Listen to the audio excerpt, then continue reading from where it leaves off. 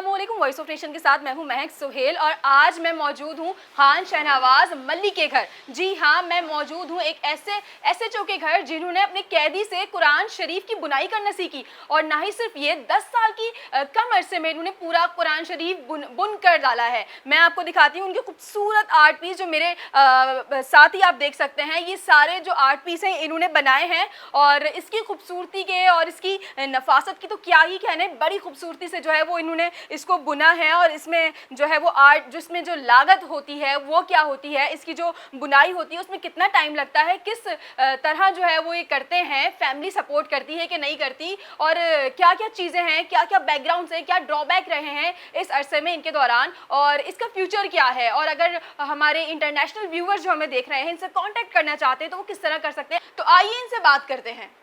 तो मुझे ये बताएं, 10 साल के अरसे में आपने पूरा कुरान शरीफ लिख दिया, ये सिलसिला कब शुरू हुआ? बिस्मिल्लाहिर्रहमानिर्रहीम।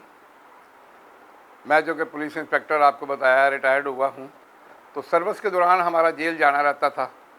तो ये एक तरह से जेल आर्ट है। जेल के अंदर कुछ कैदी बाल पॉइंट के ऊपर धागे से नाम लिखते हैं। ठीक है। तो वहाँ एक कैदी ने मुझे भी मेरा नाम लिख के दिया। ये 2008 की बात है। तो मुझे उसमें बड़ी अट्रैक्शन नज़र आई, तो मैंने उस आर्ट को सीखा। ठीक है। और सीखने के बाद जब मैं उसमें कॉम्पिटेंट हो गया तो फिर मैंने, दिन लगे आपको सीखने में? मुझे सीखने में 1 हफ्ते में मैं कॉम्पिटेंट हो गया था। वाओ। बस वो एक क्लास मैंने उससे ली थी कि धागा डालना कैसे है और धागे को वर्किंग आर्डर में कैसे लाना है। ठीक है। तो वो थोड़ा सा बस 2-4 दफ़ा प्रैक्टिस करने से वो मुझे पता चल गया। ठीक है। और फिर मैंने उसके ऊपर रोज़ प्रैक्टिस की तो फिर मुझे कामयाबी हो गई। तो इस तरह मैंने उसको फिर अरबी में डाला। अच्छा। तो अरबी इससे पहले किसी ने नहीं लिखी। जेल में भी बहुत सारे कैदी थे मगर अरबी किसी ने नहीं लिखी। सब लोग इसी तरह अब भी जो मैं अरबी में बना रहा हूँ तो मैं लेफ़्ट साइड से शुरू करता हूँ, आखिर से शुरू करता हूँ। अच्छा। अगर मैंने सूरह बकरा लिखनी है तो मैं ज़वालीन से शुरू करता हूँ। अच्छा। अल्हम्दुलिल्लाह से शुरू नहीं होती है, तो ज़वालीन से शुरू होता हूँ, फिर अल्हम्दुलिल्लाह तक आता हूँ। तो ये आर्ट ही इंग्लिश आर्ट है, तो ये लेफ़्ट टू राइट जाता है। तो चूँकि अरबी के अंदर आराब काफ़ी ज़्यादा हैं अल्फाज के अंदर। अगर आप सिर्फ एक आयत जो है बिस्मिल्लाहिर्रहमानिर्रहीम लें तो इसमें 4 लफ्ज़ हैं, बिस्म, अल्लाह, अर्रहीम, रहमान और Ar-Rahim.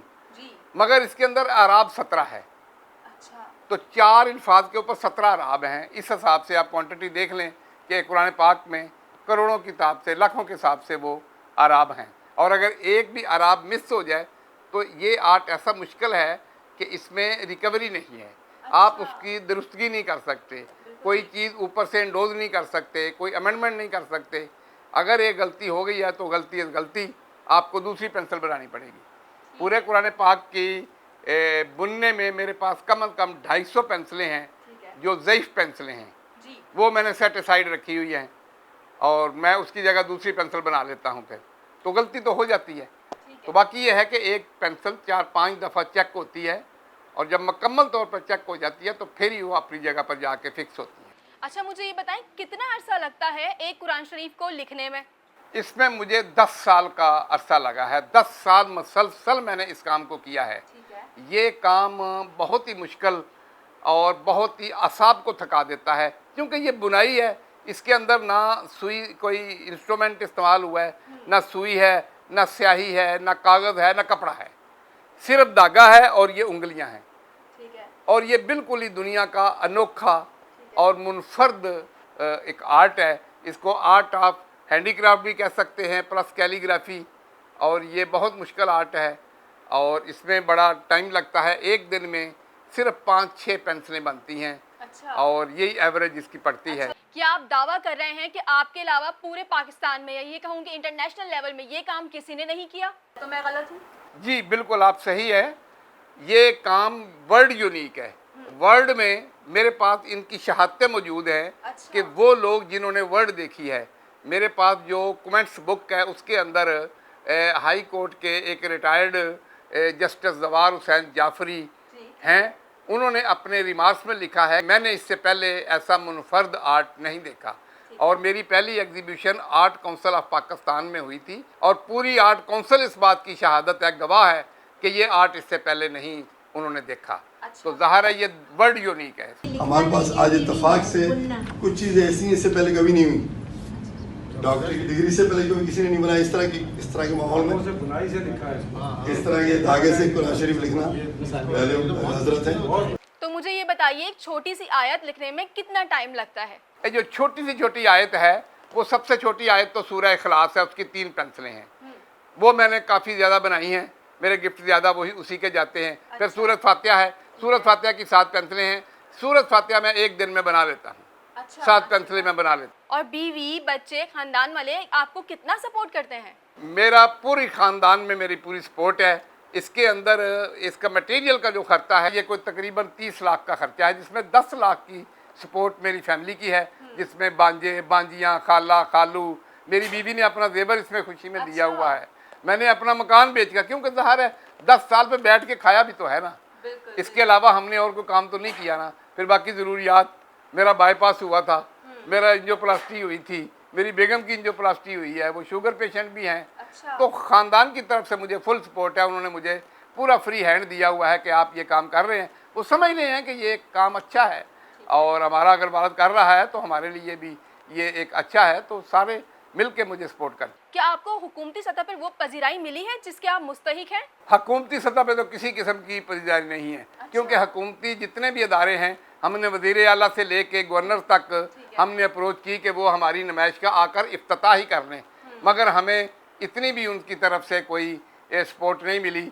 Karachi chamber of commerce के सदर हैं मोहम्मद अदरीस मेमन साहब, उनको फिर हमने बुलाया। उन्होंने 12 मार्च को उन्होंने इनॉग्रेशन की थी नेशनल म्यूज़ियम के अंदर, कराची का जो अजायब घर है। और ये उस वक्त से लेके आज तक ये नुमाइश जारी है।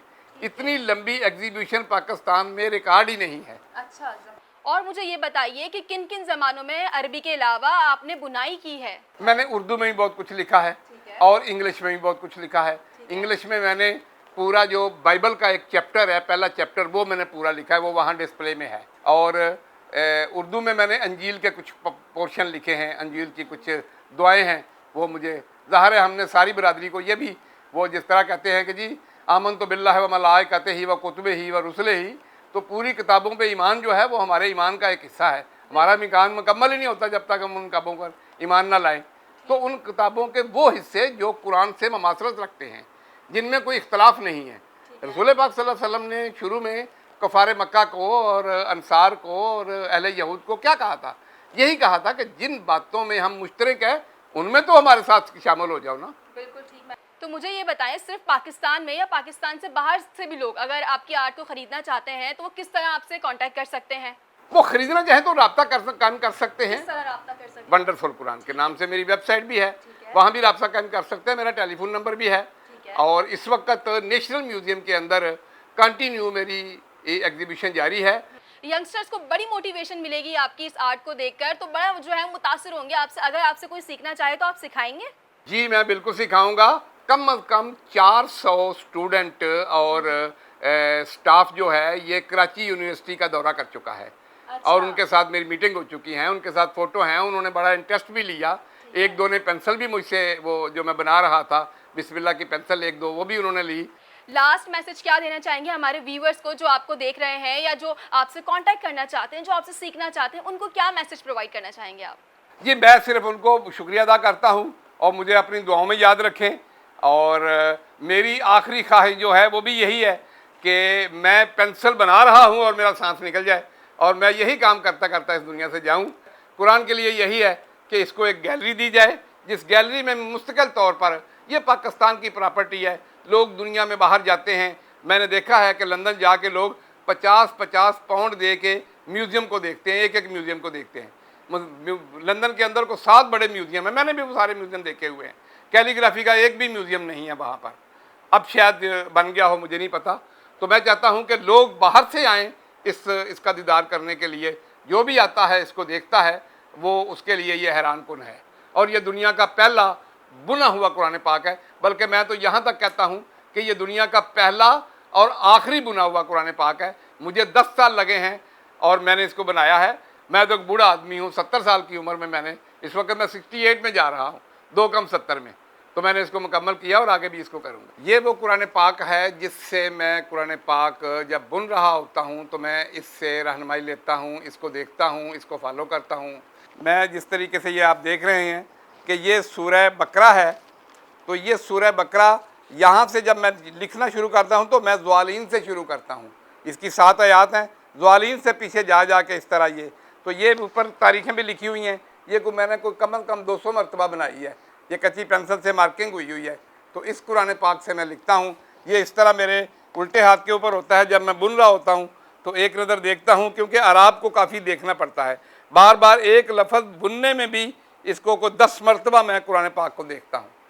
तो इस आर्ट को सराहते हुए ये न्यूयॉर्क की एक हीरा फाउंडेशन है जिसके टोनी जावेद जो हैं वो सरबराह हैं, और ये उन्होंने मुझे 2017 के बाद उन्होंने 18 में मुझे गोल्ड मेडल दिया था इसी काम के ऊपर कि ये दुनिया का अनोखा मैंने कुरान पाक जो है ये लिखा है, बुना है।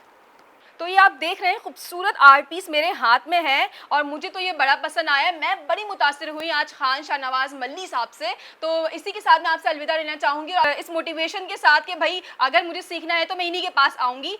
इसके साथ मैं आपसे इजाज़त देना चाहूँगी। देखते रहिए वॉइस ऑफ नेशन। हमारी वीडियो को ज़्यादा से ज़्यादा शेयर कीजिए, सब्सक्राइब कीजिए। अपनी होस्ट महक सुहेल को दीजिए इजाज़त। अल्लाह ने के पास। वॉइस ऑफ नेशन की वीडियोस देखने के लिए हमारा चैनल सब्सक्राइब कीजिए और बेल के आइकॉन पर क्लिक कीजिए ताकि आप हमारी तमाम आने वाली वीडियो से बाखबर रह सकें।